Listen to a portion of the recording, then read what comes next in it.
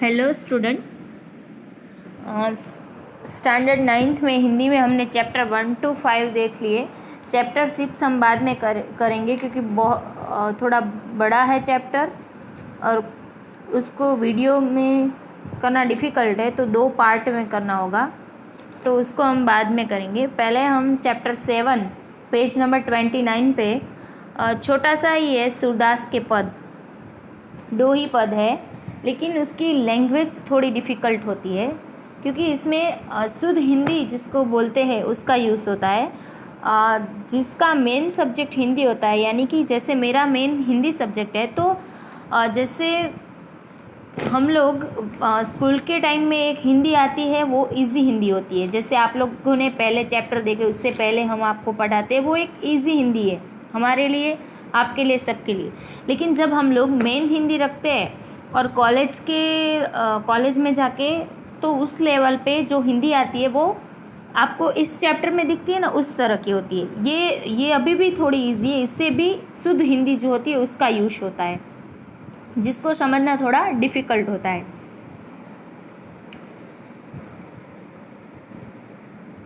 Sorry, photo half I है।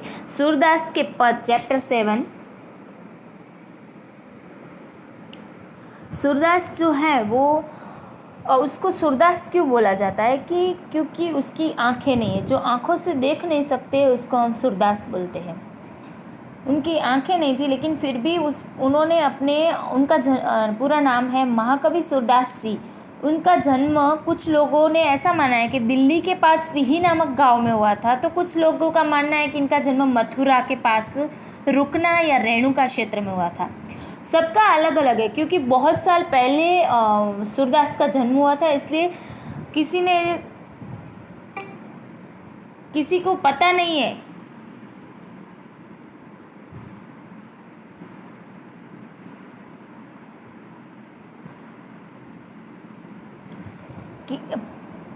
है कि असलियत में उसका जन्म कब हुआ था। सिर्फ अंदाज़ा लगा सकते हैं कि यहाँ हुआ था या वहाँ हुआ था।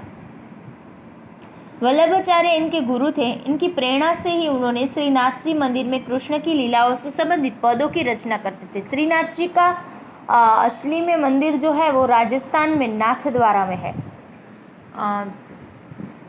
उन लोगों ने श्रीनाथ जी यानी श्री कृष्ण का ही नाम है। राजस्थान में ज़्यादातर लोग कृष्ण भगवान को मानते हैं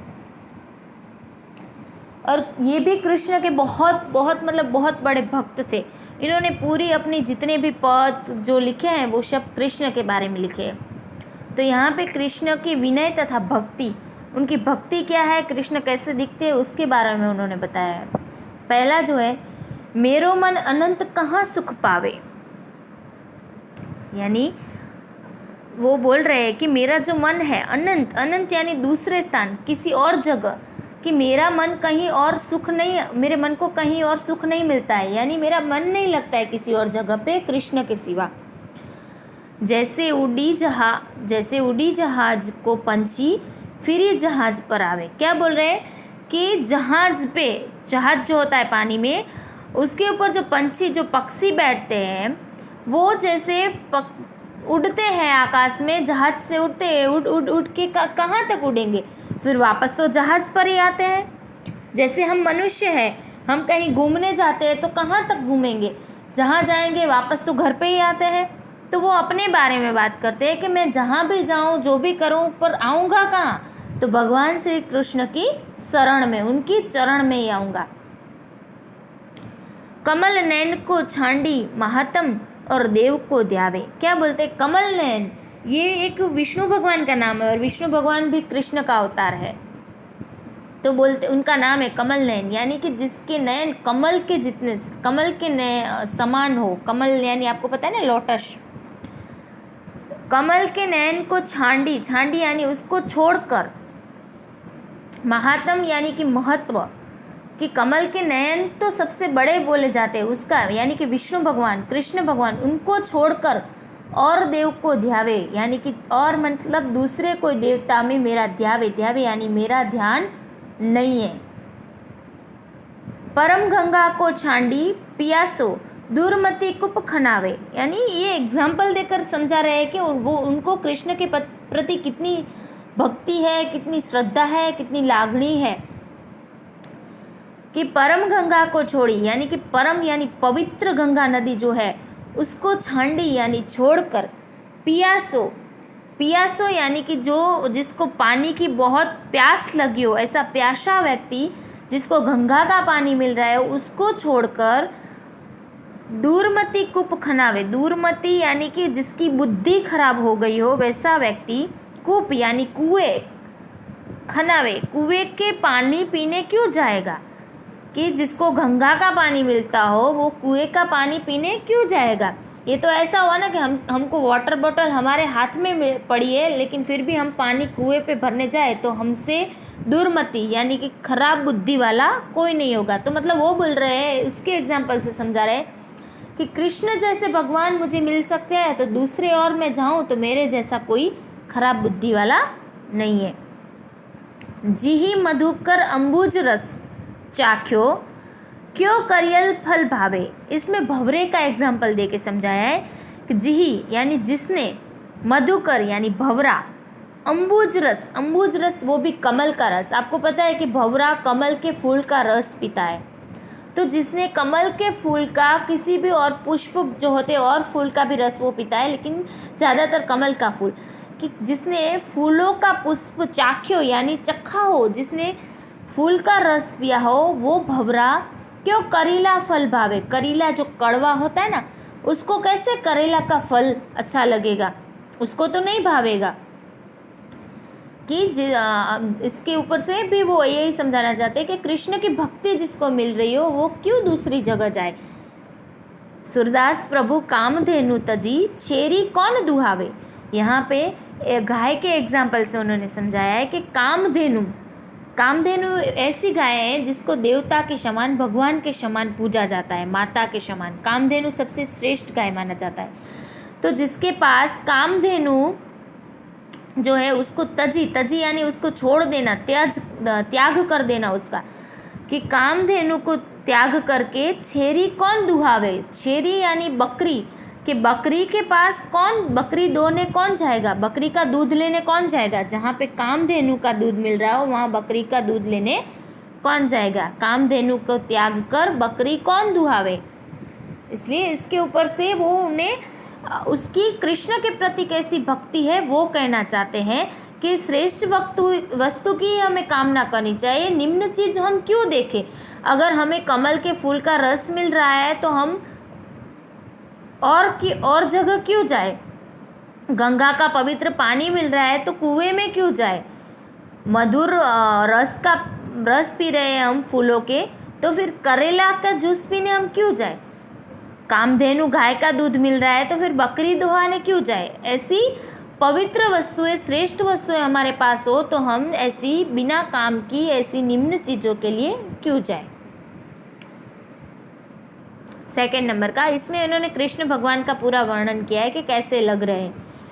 शोभित कर नवनीत लिए, शोभित यानी कि सुंदर, कर मीन्स हाथ में, अपनी हथेली में, नवनीत लिए, नवनीत यानी मक्खन लेकर, सुंदर हथेली में मक्खन लेकर, गुटुरुनी चलन रेणु तन मंडित, मुख दधि लेप किए। क्या बोल रहे हैं कि अपने घुटने के बल पर चल रहे हैं। छोटे बच्चे ऐसे चलते हैं ना घुटने के ऊपर, वैसे हाथ में मक्खन लेकर घुटने के बल चल रहे, चलन यानी चल रहे।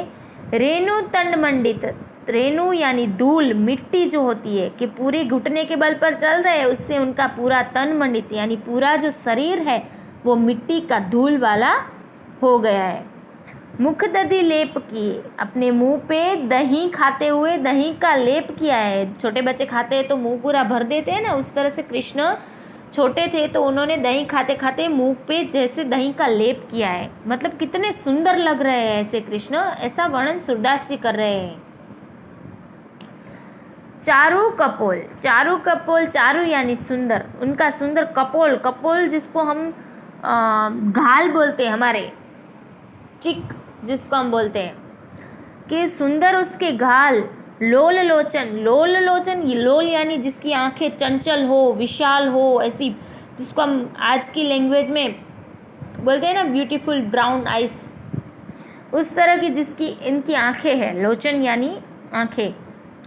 घोरचन तिलक दिए, घोरचन तिलक यानी उन्होंने अपने मुख पे, घोरचन यानी पूजा में एक ऐसा तिलक होता है जिसकी प्राइस बहुत ज़्यादा होती है, बड़ी बड़ी पूजाएं होती है वहाँ पे, और बड़े बड़े मतलब जो लोग बहुत इन चीज़ों को मानते हैं, और स्पेशली राजस्थान में घोरचन जो है उसका ज़्यादातर यूज़ होता है। जैसे हम लोग यहाँ पे ऐसे ही कंकु का यूज़ करते हैं, उस तरह से वो लोग घोरचन को एक पवित्र और एक बहुत श्रेष्ठ मानते हैं। उसका तिलक कृष्ण ने किया है।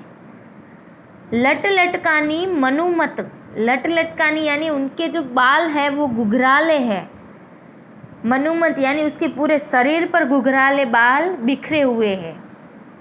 मधुप घन मादक मधु ही पिए, और उसके बाल ऐसे बिखरे हैं जैसे मधुप यानी कि जो भंवरा जो है वो मादक यानी कि एक नशा एक आता है अफीम पीने का, मधु ही पिए, जैसे भंवरे ने ऐसा नशा युक्त पी लिया है उसने, और जैसे झूमता हो ना इस तरह से वो अपने घुघराले बालों में झूमते हैं।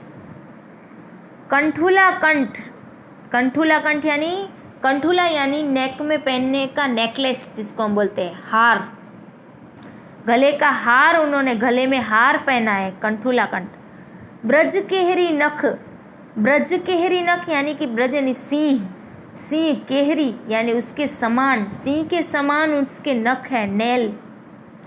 राजत रुचिर हिये, और इन सब से उसका राजत यानी सुंदर ब्यूटीफुल, रुचिर हिये यानी उसका हृदय, उनका हृदय कैसा सुंदर लग रहा है पूरे इन सब से। धन्य सुर एको पल एही, सुख का सतकल्प जिए। धन्य सुर, सुर यानी सूरदास जी जो है उसका शॉर्ट में लिखा है सुर, उनका पूरा नाम में से। धन्य यानी वो बोल रहे हैं कि जिसको एक पल के लिए, एको पल यानी एक पल के लिए अगर ऐसे कृष्ण भगवान के दर्शन मिल जाए, सुख का सतकल्प जिए, तो फिर उसको सतकल्प, सतकल्प सत यानी 100, कल्प यानी वर्ष, के 100 वर्ष जीने का उसको कोई शौक नहीं है, जीना ही नहीं है 100 वर्षों तक। बस एक पल के लिए श्री कृष्ण के ऐसा दर्शन मिल जाए तो फिर उसको 100 सालों तक नहीं जीना है। ये पूरे में कृष्ण भगवान का वर्णन है कि हाथ में मक्खन लिए हुए, घुघराले बाल है, धूल से शरीर उसका है पूरा भरा, दही का लेप किया है, सुंदर गाल, विशाल आंखें, गोरचन का तिलक किया है, बाल ऐसे घुघराले हैं पूरे शरीर पर, घुघराले यानी करली हेयर, लट लटकानी, और पूरे भंवरा जैसे एक ब्रश पीकर नशे में झूमता है उस तरह से जैसे उसके बाल घुघराले झूमते हैं पूरे शरीर पे। कंठ में हार है, वो भी बहुत शोभा कर रहा है, और उनका दर्शन बस एक पल के लिए मिल जाए तो 100 जन्मों जीने की कोई ज़रूरत नहीं है। स्टूडेंट, इसमें कोई वर्ड्स, कोई सेंटेंस आपको समझ में ना आए तो आप पूछ सकते हैं, बाकी एक्सरसाइज में सेंड कर दूंगी। उसके अलावा कोई डाउट हो तो पूछ सकते हैं। Thank you.